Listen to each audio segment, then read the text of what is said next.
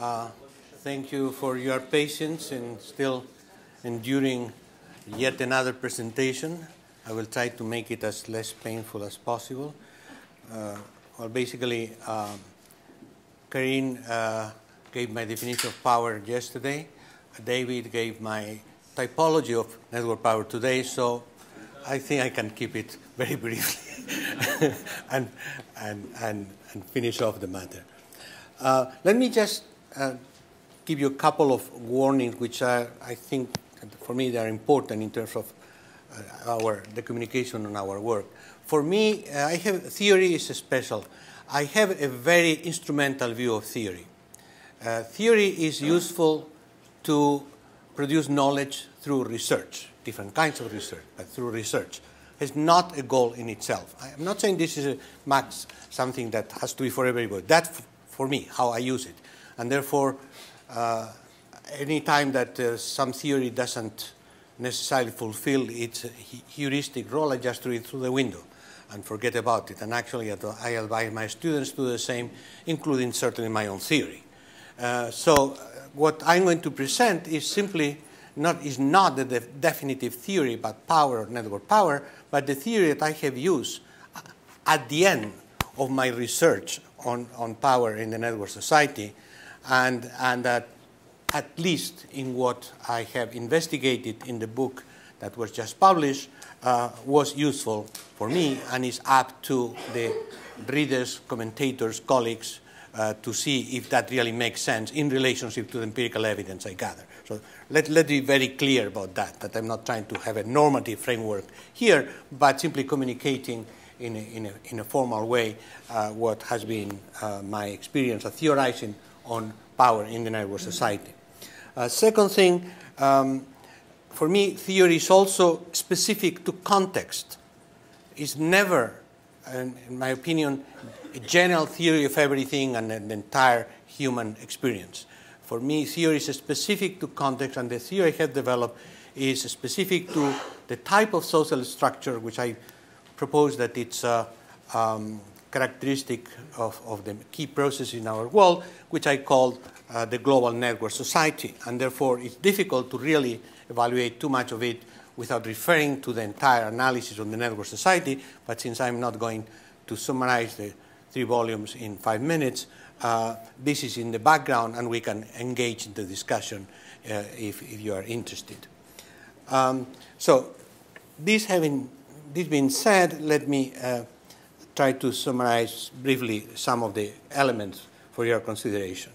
Of course, power relationships are, for me, the fundamental, the foundational relationships in society, and in fact in all societies. Because whoever has power determines the rules and values of the institutions, and from there everything derives.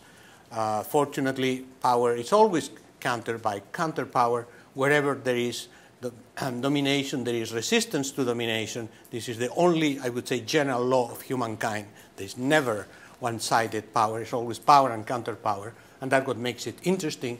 And the different compromises, strategies, agreements to which people arrive or don't arrive determine the forms of society. They're constantly challenged, constantly evolving because of that. So it's a very dynamic system, even if from the perspective of the individual, sometimes the system doesn't move. But the system moves, and in this I'm profoundly in agreement with Bruno Latour, moves to the actions of individuals who build each other's networks that produce structures that crystallize in institutions that shape human behavior, but this human behavior is constantly reignited, reinitiated by the actions of individuals doing, mobilizing, acting, or simply living in terms of their projects and interests under the domination of social structures. So in this particular context of the global network society, which for me, again, I consider as the specific social structure that has been produced by recent history, and which is characterized to a large extent by the fact that the key social processes and organizational forms are organized in networks which are enacted, activated, operated through microelectronic-based technologies of communication, digital transmission, which really explain largely the characteristics of the networks.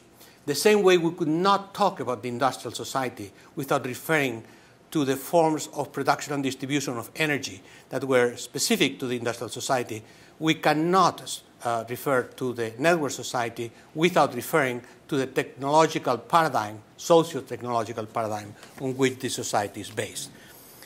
And therefore, yes, networks are fundamental. Networks have been a very old form of human existence and human organization. In that sense, I concur with David. Networks are at the origin of humankind. But again, these networks, the networks that constitute our lives, are different networks for kind of reason, but one fundamental one, is the technology of networks. So what I have attempted in the last years is to address how power relationships work in the context of this global network society. And after a long battle with my data, my observations, and after reading David's book, Truly So, and after talking to Peter Mongi on the matter, he largely destroyed many of my theories on power in networks usefully. I think criticism, when it is constructive, is the form of producing something. I came out at least with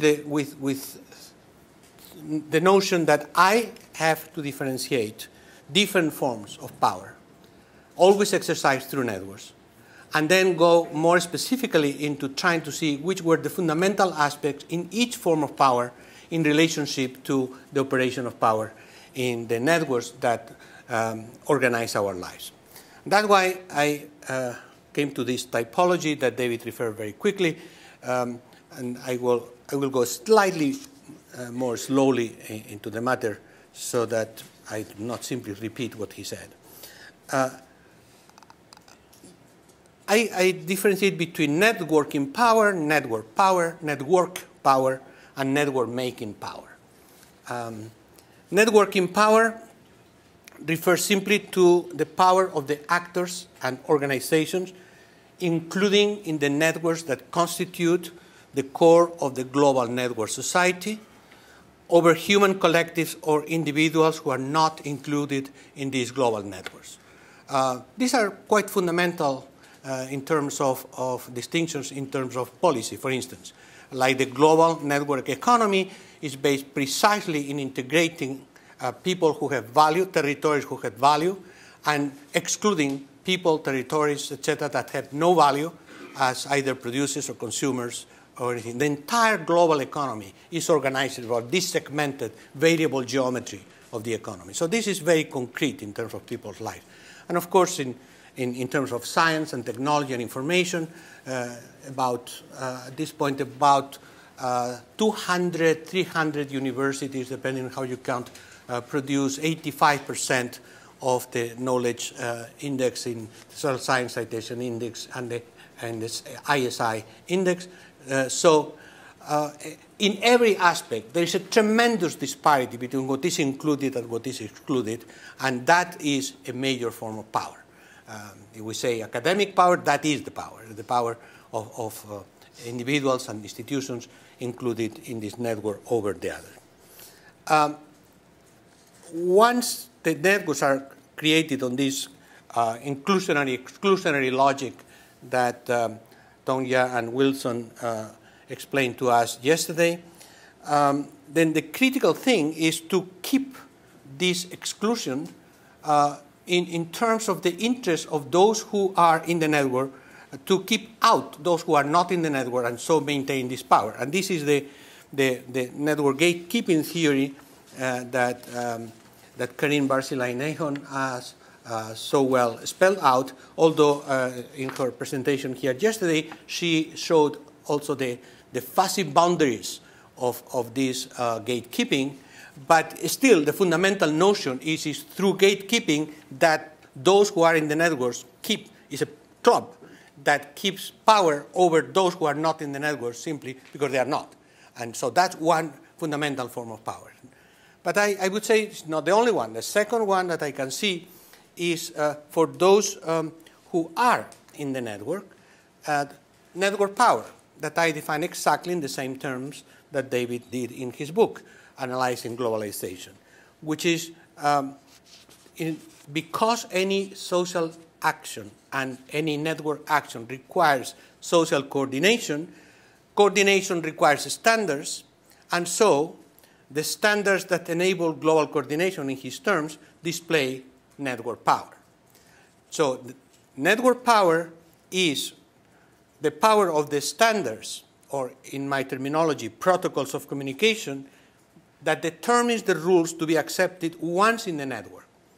And in this case, the power is exercised not by exclusion from the networks, but by the imposition of the rules of inclusion. Okay. You can come into the network, you are a member of the club, but the club has rules. And these rules had been already created. And then maybe fluid processes of bending the rules or not under certain circumstances, and this, of course, depends on the embedment of the relationships of power which are already in the network.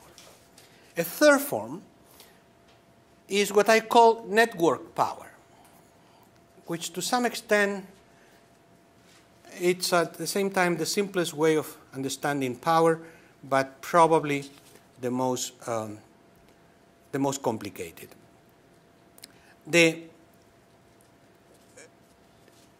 Once you are in the network, some people in the network have power over the others. Now, I would immediately introduce here the notion of the different forms of power that yesterday we were starting to discuss.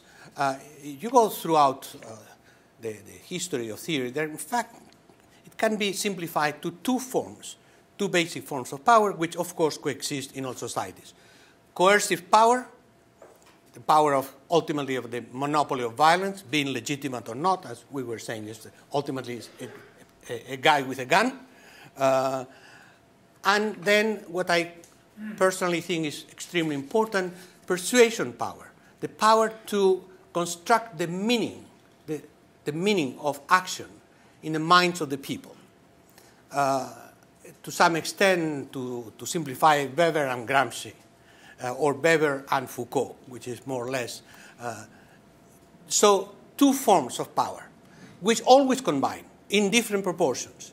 Ultimately, the power, the idea that you can intimidate, if necessary, by recurring to the use of force enforced by the norms of society, also creates constraints the way in which people are going to perceive the reality, and therefore is also a form of constructing meaning. But fundamentally, we understand each other. The construction of meaning and the imposition of will are two different forms of power which combine in their articulation. I do think that throughout history, but particularly in our society, the second form of power, meaning the capacity to construct meaning through discourses, is the fundamental one, because ultimately power that relies primarily or essentially in violence and the possibility of violence is a weak power. It's a weak power. If people change the way they think about their life, about the structures where they live, down the line, institutions change. The down the line means maybe years and years of suffering, tears, torture, everything, but ultimately shaping the minds is more effective than torturing the bodies, regardless of how much torture you can inflict. Let's talk about Iran in a few years. Now, with this context, how does network power operate? The easy answer, the answer that in research we often do, is simply examining how power operates in one particular network. So the answer is research. So it can be a microsocial network, and we have a long tradition establishing how power operates. It can be, in my case, for instance, analyzing the global financial markets and seeing how power operates in the global financial markets and how, in fact, a number of mechanism from the lack of regulation to the ability to be evaluated by assessing institutions condition the way the global financial markets work. And ultimately, all economic power in the world, all, depends on valuation in the global financial markets. And this is a particular form of power that we have identified for a number of years. With many people have been working on that. And we have a relatively solid theory about how the economy is controlled by financial markets and how financial markets are controlled by information turbulences, together with mechanisms of valuation which are more and more subjective and less related to the rules of the market. Or if we analyze the military power, we can also go into geopolitical analysis. We can see the network of geopolitical domination and military power, can identify the United States at the center of this power, and therefore there is a hierarchical network, although with alliances, interactions, and strategic partnerships. So again, that's not difficult to do theoretically. Sometimes it's difficult to do practically, but that's a simple problem. Problem is when we ask the question in more general terms, who has the network power in the global network society, meaning the unified source of power? And there the answer is totally undetermined, because the only answer would be a global power elite, which is simply empirically wrong. We have never been able to identify such a thing. The notion of a unified power elite may have been related to some Central American republic. Some people, including the United States, would have had the idea of doing that. Berlusconi has strongly tried to do that in Italy, but it's not so. There is always a much more complicated process. Now, it doesn't mean that domination doesn't exist or that it's fragmented. No. What happens is that there are different forms of power in each society: economic, political, cultural, scientific, etc., which are organized in different networks of power, which then establish different relationships of networking between the different networks of power. But this is always negotiated relationships, fuzzy relationships, not a unified relationship. And that's why it's so important to make the differentiation between the power elite and the formation of ad hoc specific power elites in relationship to a specific historical context. So in theoretical terms, that means we have to have a clear idea of who has the network power in the different networks, and then a specific analysis of how these different network powers connect to each other without necessarily simplifying the mechanism in one single form of domination. Because ultimately, one could say, well, the global financial markets could be the critical ones, but they depend on regulation. Regulation depends on political decision-making, but political decision-making depends on the political process, which ultimately depends on the media. But the media themselves dependent on the global financial market through advertising, and at the same time, they are dependent on regulation from the governments. And this is not a circular argument. It's simply a diversified, complex system of political and power decision-making which connects different networks of power. So, to some extent, I would say that the question of power, as traditionally formulated, makes not much sense in the network society, which is so differentiated in terms of the autonomy of its networks. But at the same time, domination and determination of how people organize their lives, it's alive and well. And the most crucial form of power is what follows the logic of what I call network-making power. And network-making power simply operates through two basic mechanisms. First, the ability to constitute the networks, to form networks, and to program and reprogram the networks in ways such that the automated logic of the network favors the interests of those who have interests or values, of those who have programmed the networks. Let's say simple things, Bretton Woods, 1944, or the establishment in the global economy in the 1980s of the Washington Consensus. This is a program. This is a program. No regulation, free flow of capital. This is a particular program. The constitution of the WTO, free trade for commodities, but not for labor. So all these are not necessarily logical decision-making. Is reflecting rules that then work in the global network, which depend on the ability of the programmers, here is the word, to program the network. Or intellectual property rights legislation. Or ultimately in technology, standards. There was a time in the 1980s where the telecom operators of the world were trying to establish treaties for the signal to go from one country to another with a border. So to go from France to Germany, you have to have the signed treaty between the German telecom and the French telecom. And that was the logic, actually, in technology of Minitel, which was a completely self-contained French system from the post office top down. That was subverted by the internet. But that was the logic. Okay? So that was one particular form of a standard that was programmed. So here I'm not talking about the power of the standards, but the power of those who establish the program of certain type of standards. That, on the other hand, there is a second form of network making power, which is the ability to connect and to ensure the cooperation of different networks by sharing common goals and combining resources, and at the same time fending off competition from other networks which are not in the cooperation agreements. The first mechanism is programming. The second mechanism is switching.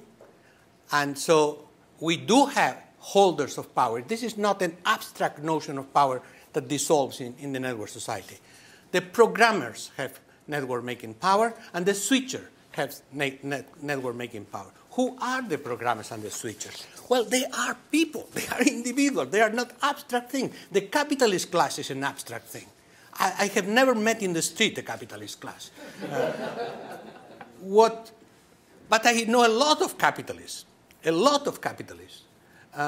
who try to forward their interests, but they cannot do everything they want. So they have to program something that takes care of their interests while they are at work, like global financial markets, or a number of institutions, or the property law, the intellectual property right law. And then you try to enforce the intellectual property rights in the WTO, the fundamental one, and you don't try to enforce environmental concerns in the WTO. So you see, that's the critical thing about programming. Now, I would say even more, that the programmers are individuals, actors, as we say, not to say individual, but I'm going to say more and more individual. First, supporting Bruno Latour's old, well, actually the reincarnation of Gabriel Tard, more than. But Bruno always started from that point and building then actors on the basis of networks of individuals. So that's exactly how I see the process being formed. Individuals start as individuals, but they connect and they build networks among themselves to then build structural and institutional networks that fulfill their interests. And if we go into trying to root, as I'm desperately trying with the permission of Antonio and Hannah Damasio, to ultimately root this in the brain, if we don't have a connecting point that goes through the individual, there's no way we are going to breach a scientific view of society that goes from the brain to the social structures. And therefore we live in separate worlds and we will not see humans in the same way. Now, but of course, there are mediation, lots of mediations. But the starting point and the connection of the networks from the individual brain to the social forms of organization and institution goes through brains who connect to other individuals in terms of the construction of the networks that become actor networks, and these actor networks programming the different networks. And then switching. Switching, again, is fundamental because if the networks are separate, there is no way to make coherent the standards of domination in a society. And therefore, at one point, the financial firms and the political authority and the media corporate executives have to find, I won't say sit together in a room and decide the world, but they have to find forms of sharing and cooperating in the organization of the entire system. Those who are at the heart of this switching mechanism, which I call the switchers, are extremely powerful individuals. These are those who use the fuzziness that Karin talks about in the gatekeeping into making fuzzy for the others but not for them. Sorry, fuzzy for them but not for the others, to block the fuzziness in the outside world. And the example I have analyzed empirically, and there are a couple of articles there, etc., is Rupert Murdoch. Murdoch as the guy who connects the communication network, the media network, with the political network, with financial networks, and he changes his political attitudes completely from one moment to another, depending on the strategies, but he keeps always the switching power. Like one of his strategies in the United States, but has a global strategy, is to provide ideology to the Republicans and money to the Democrats as a way to switch with the political power. And in England, shifting from supporting the Conservatives to supporting Blair in terms of the regulatory advantages that he obtained from the Blair government.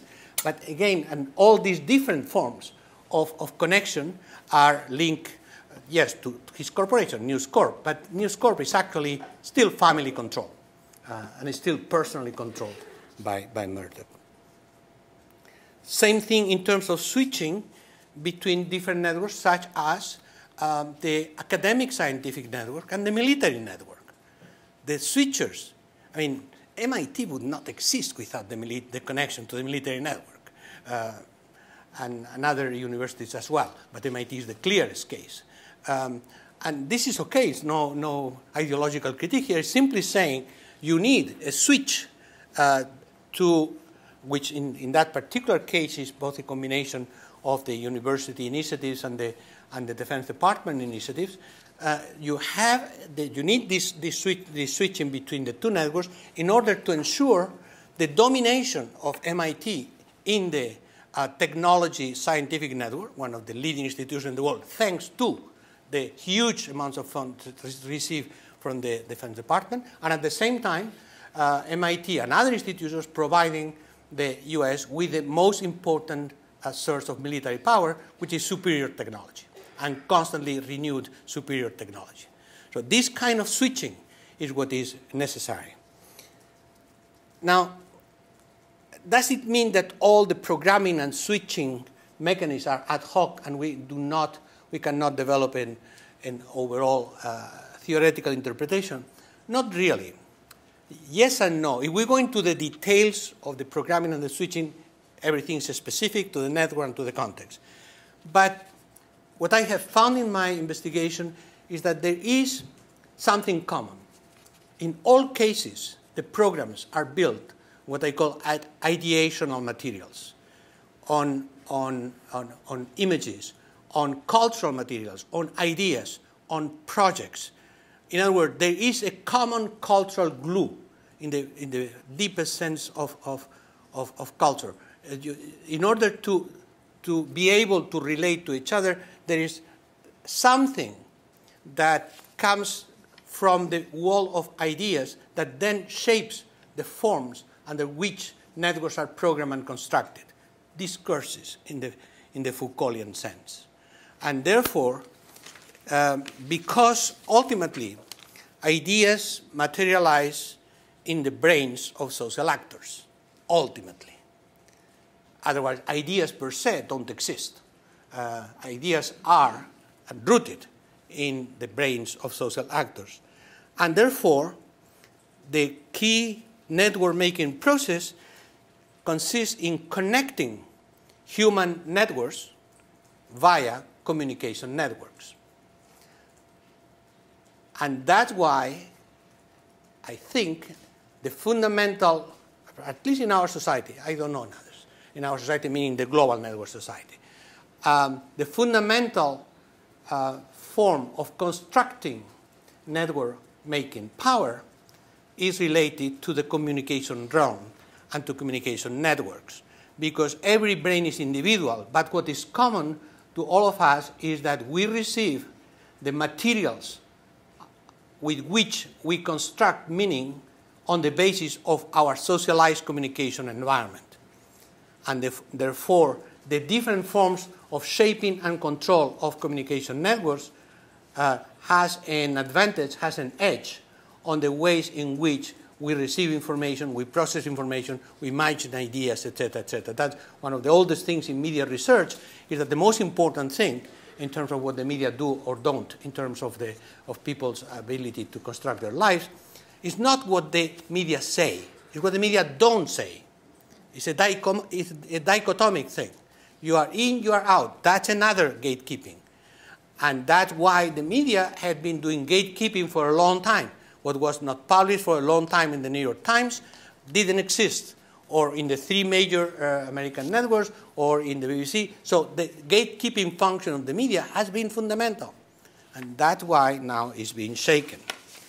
Because that's what I wanted to add in conclusion, that at the same time that we have this mechanism of construction of power in the network society, we still have, of course, as in any society, a mechanism of counterpower, mechanisms that counter the domination that is established in the institutions and that is renewed by power relationships, because societies are different. People are not passive. They try something else. They resist. They challenge. They produce their own things. That's the interesting thing about society, that it never stops. It may be tiring, but not boring. And in that sense, the way in which counterpower is exercised is exactly symmetrical. So social actors of all kinds trying to reprogram the networks. So programming and counter-programming.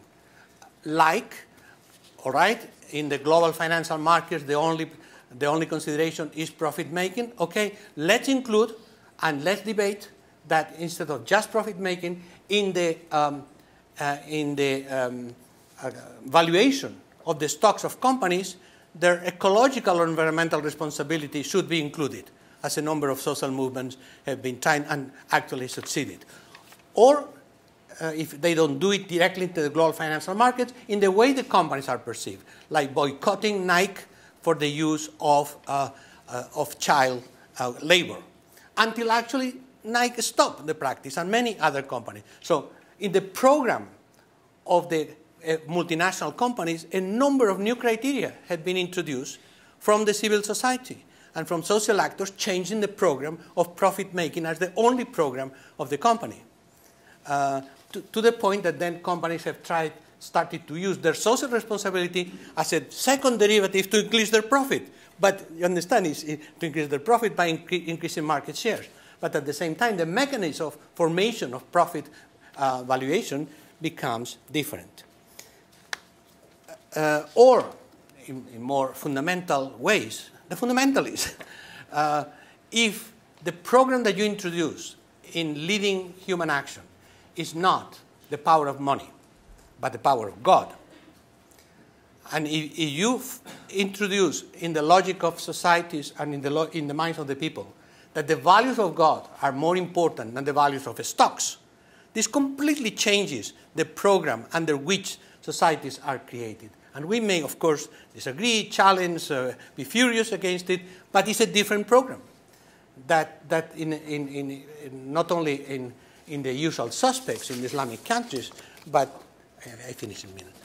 But if we do, but in the United States, remember, a significant proportion, about 20% of the American electorate, are evangelicals, which therefore in the system, they introduce other things which simply the management of the country, the well-being of the economy. God is more important. So that's a change of the program. And finally, it's in terms of this switching mechanism, also the form of counterpower is related to disrupting the switches, key switches in the connection between key networks. For instance, when people mobilize to change the way the FCC was operating under the Bush administration in terms of managing net neutrality, people mobilizing block actually a number of decisions that completely disrupted the type of switch between the US government, the US Congress, and the industry that have to take into consideration citizen rights to communication. And ultimately, the resistance to power in the networks also takes place through and by networks. Organizational forms are also networks, have completely changed. These are not any longer labor unions. These are not any longer mass political parties. These are different types of movements, actions, semi-spontaneous or not, collective actions organized in networks. And we shouldn't be too much surprised by it, because that's what the history of social movements and social protests says, that the ways in which society is organized in terms of power relationships produces the organizational form that are used as trenches of resistance by those who oppose. Example, the labor movement in the 19th century and early 20th century was born in the large factories, was born in the types of industrial organization structures that were typical of the early industrial society. And all the key labor movement were organized there, using the socialization of production as the way to organize the socialization of labor and struggle. So in a network society in which domination operates through networks, resistance operates also through networks, and ultimately it is networks against networks in a logic of cultural materials being fought over the minds of the people by connecting or disconnecting human brains, organizational human networks, or brain networks, organizational networks, and cultural networks. And that's what I found after 8 years of work.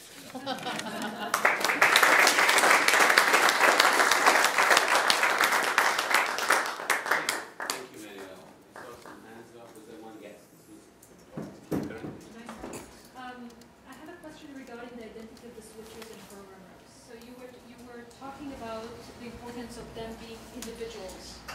What about the collectives as being switchers by themselves? Like, for example, patterns that occur by... Like what? The collectives. I don't want to say communities, it's too strong for me, but collectives that are creating patterns, and by creating the patterns, they're creating the switches. Or programming. I cannot think about programming as well, I can actually, collective. Wikipedia is a great example. It's a collective kind of effort of constituting something, a new structure of content. So why looking at the individual only, not at collective? Well, it's probably a matter of not just terminology, but how you look into the process of formation of the actor. Because at the root, there's always individuals, right? So then it's a second, third order of interaction. Individuals form collectives. But how and why these individuals form the collectives, and which are the results of the collectives in relationship to the individual, depend ultimately on individuals. The only thing that I would add there is that not all individuals are equal. I mean, let's say that a collective of network activists, let's say there are two examples of collective action. Spontaneous networks of protest, that those formed constantly in the world around mobile communication, Twitters, etc. They are individuals who, by responding to someone or to something, suddenly form a collective. Okay? We understand that. Now, more organized or stable collectives, let's say, precisely the movement to control FCC in the United States.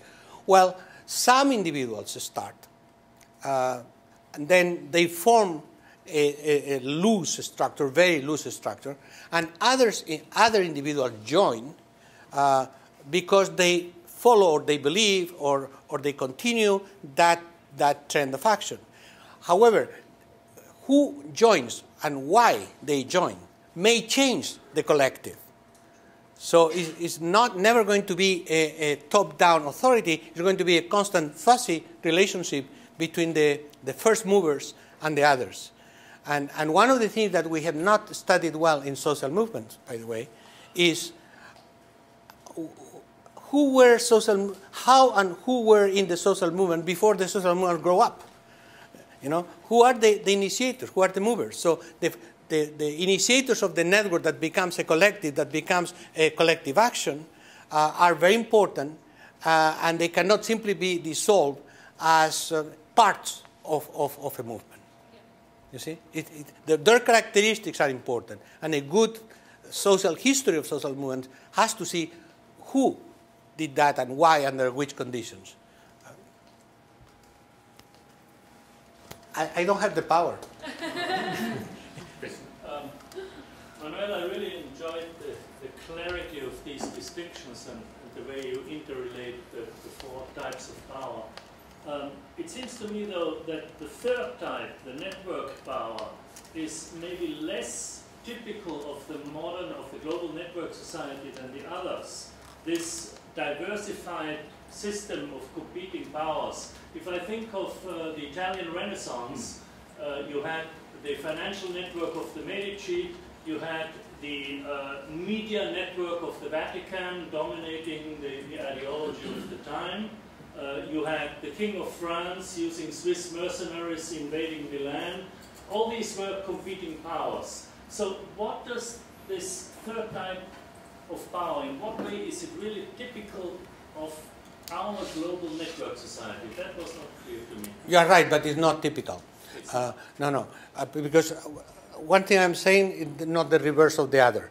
I'm not saying that all these only exist in the network society. The other three do.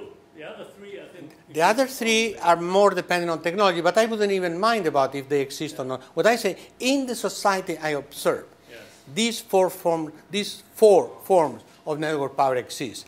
And what exists in other societies is up to the historians. Yeah. But the network structure does not shape the third type of power, no? The network structure does shape. Does shape. There's competition. Competition exists also in other places. No. It's not competition. Remember what I tried to say.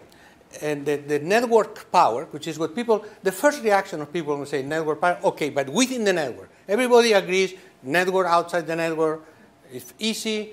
Everybody agrees, well, after some brilliant work around here, everybody agrees that people who keep at the gate, barbarians at the gate, are not in the network and they don't have the power, etc., until they overrun the gate, of course.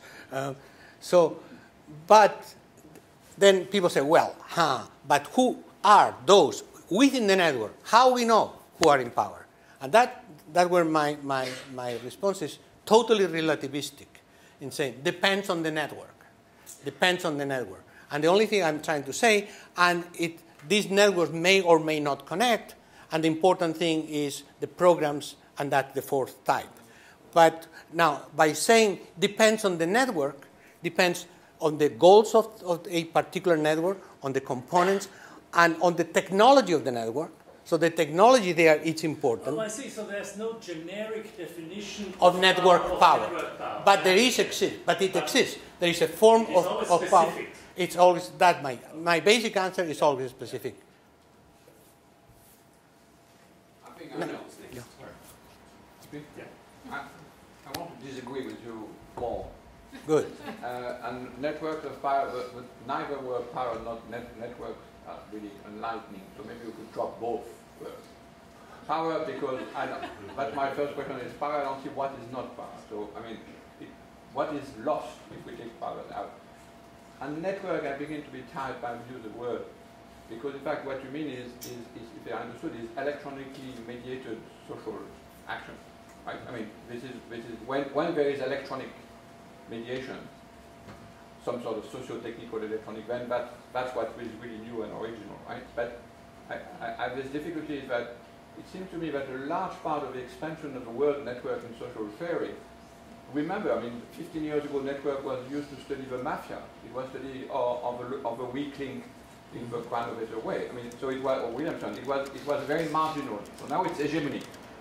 We have to understand why, and a large part of that is precisely, and I disagree with the way you put it. It seems to me that, it seems an interpretation that it's because of the traceability of social competences and of cognitive activity, which we then look at everything as a network.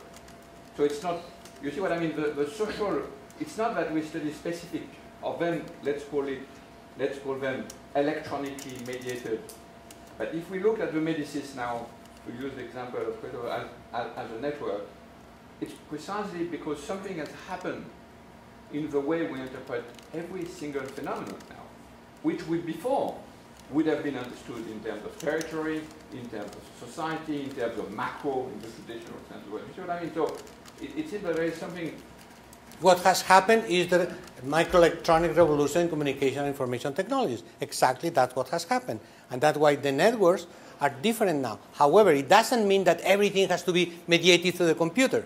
But in practice, everything is mediated through the computer. But then once we use using a concept which is simultaneously, I think it's largely confusing to use the word network now, because it means simultaneously a thing we study, and which has a history, as David showed, and some aspect is original. And don't forget that the first book with the word networks of power is Tom Hughes, and it's about electricity, and Edison. So, I mean, it has nothing to do with electricity. Two things. Power. Why we confuse the same word? Why the same word is confused as a concept of social theory? And I disagree entirely with what you said at the beginning, that theory doesn't count and we can discard it.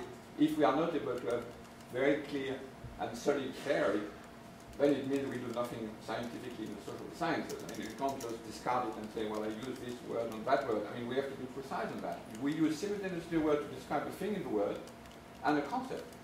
And a concept which can study many other things.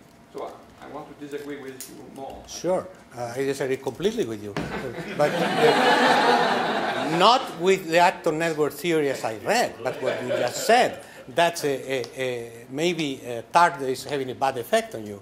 But no, seriously speaking, the power is not everywhere. Power relationship are very specifically defined. I define very specifically, except that had been defined 3 times before me, so I didn't insist. But I would reiterate my definition of power relationship. So power is one particular form of relationship. I'm just saying it's the fundamental one, because whoever has power shapes the institutions and norms of society according to his, her, their interests. So in that sense, power is very specific. It's not, many of the things we do in society don't involve power relationships, except in a very implicit way linked to domination, which for me is power crystallized in the institutions of society. It's a different thing.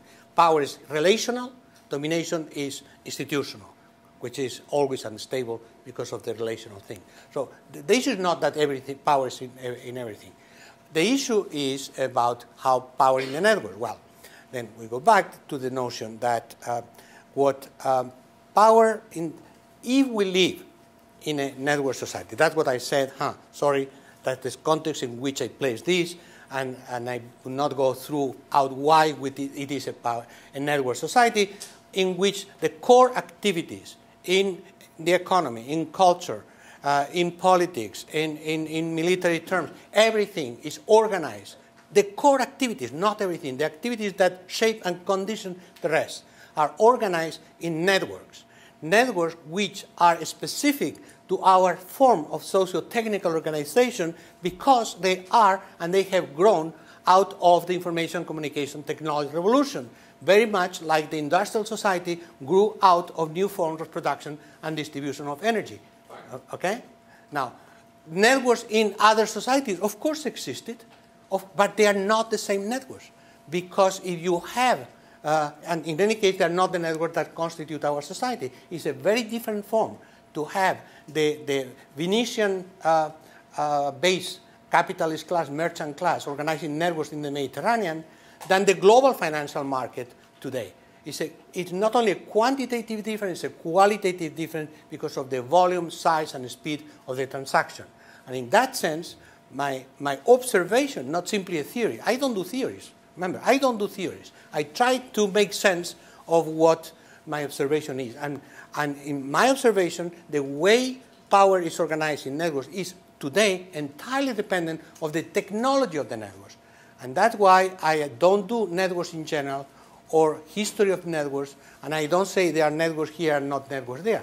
Throughout history, they have been very important forms of organization, which are networks, together with others. Today, they are dominant. And answering your point about why now we talk about networks, because now every major process, activity, organization in the world is organized on networks which are operated through the new form of information and communication technology.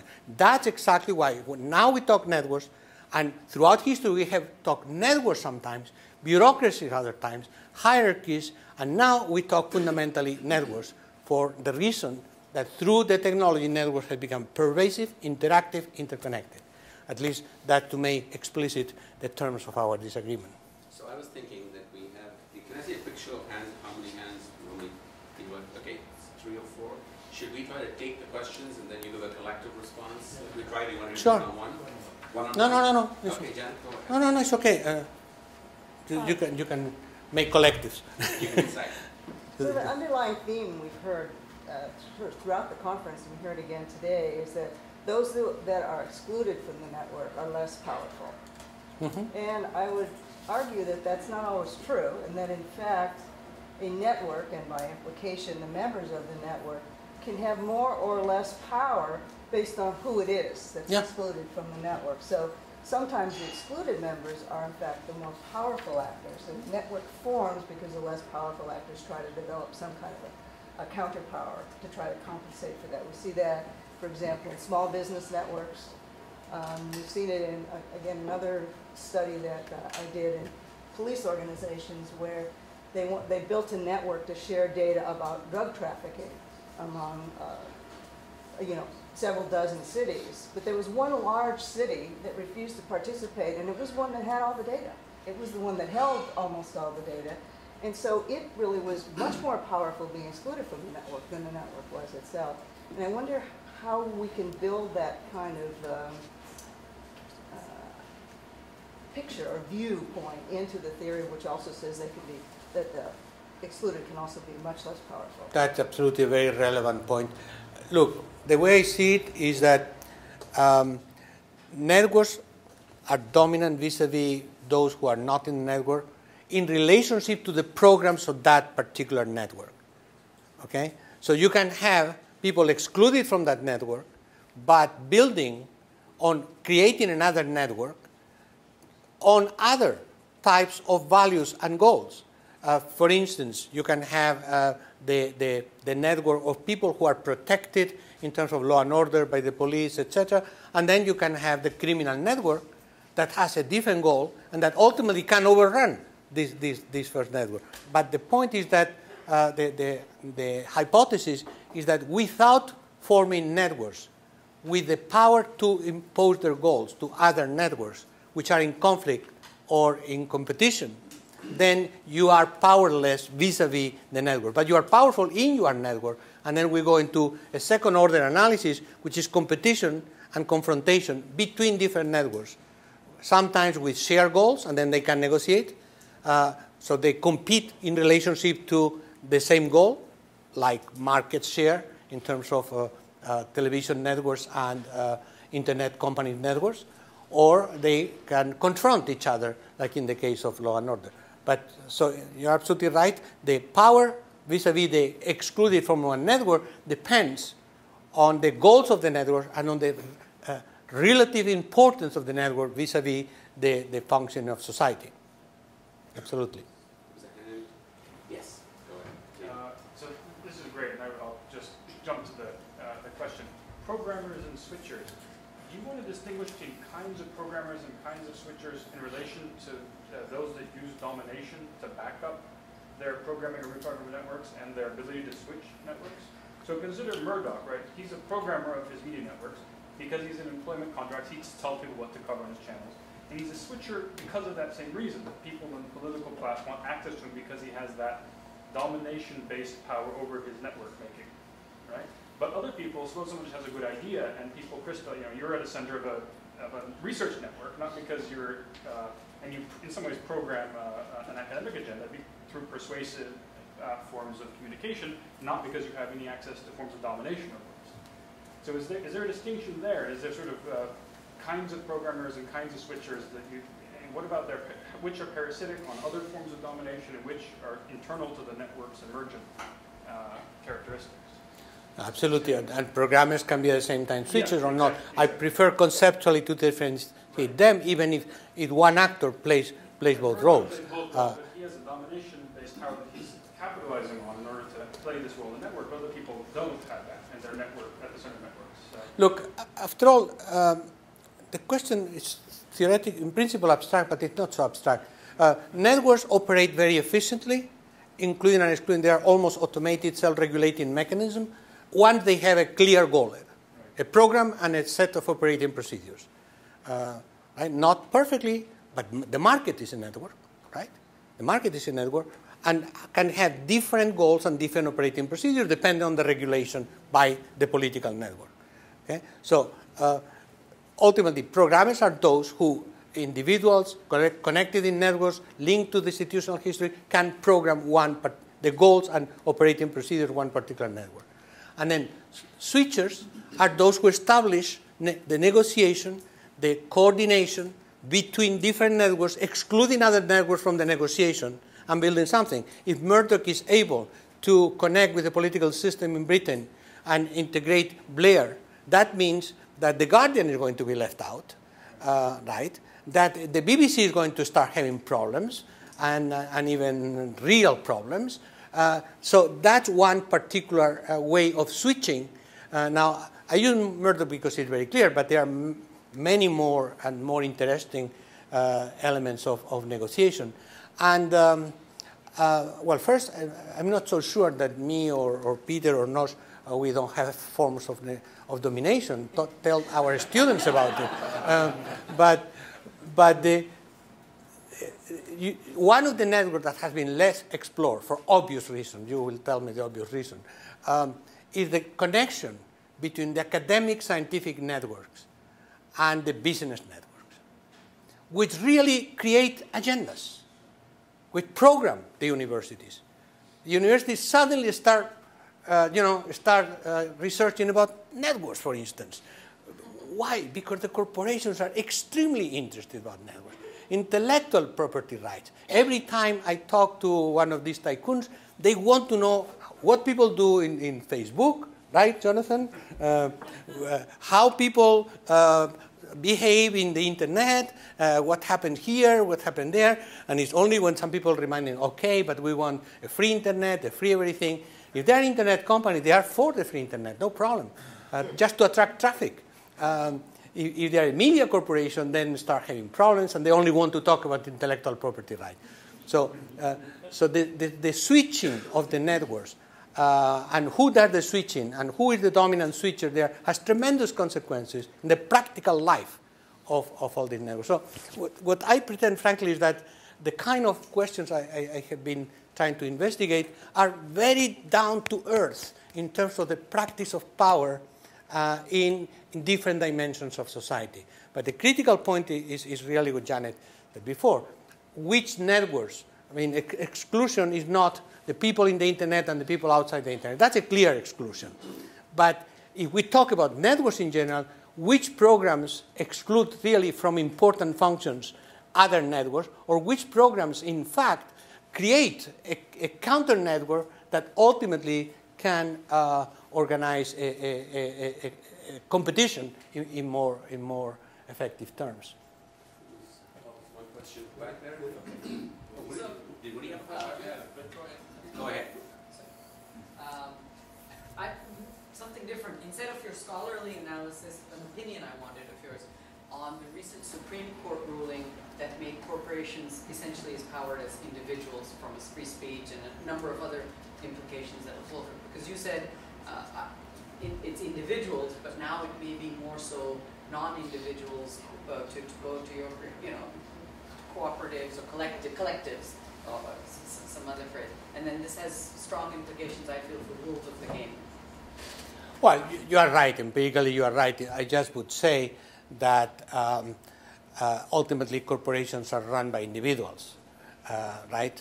And individuals aggregated in boards, in collectives, etc., and that ultimately these corporations aggregated in these management teams aggregated in individuals create. Directly participate in forms that they were disallowed from participating earlier.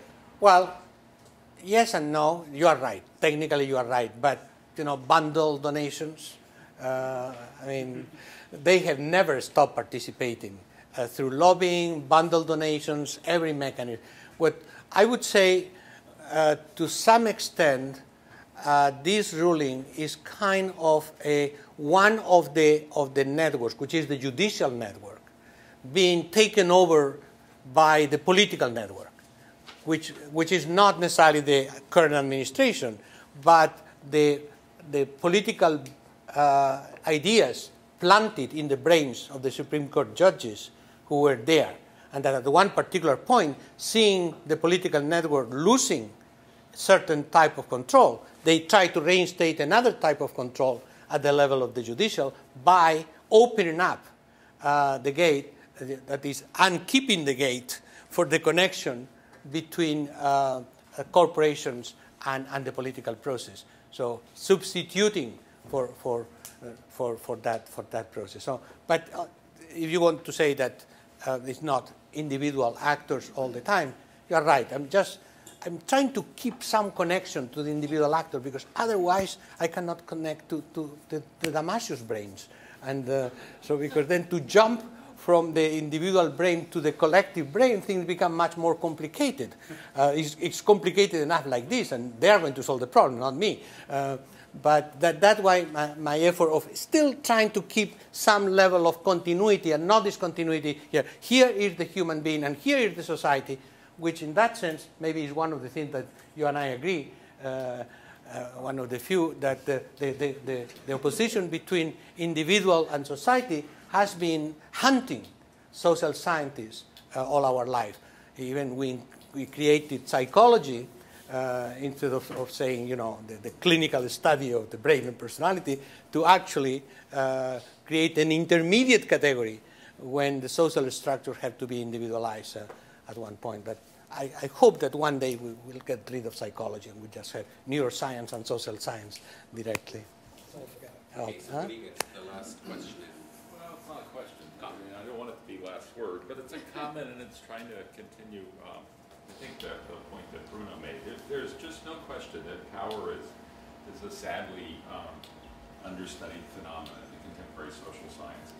Years ago, Jim March wrote this very important essay, The Power of Power, where he essentially said, no one's been able to measure it. Should we dispense with studying it? Ollie Williamson comes along in 85, and what does he call it? Tush.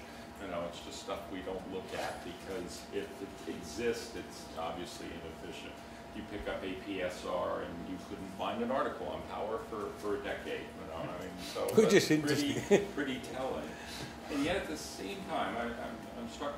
I think I agree with Bruno that I'm not sure we gain a lot when we take a phenomenon and mash it up with a theory.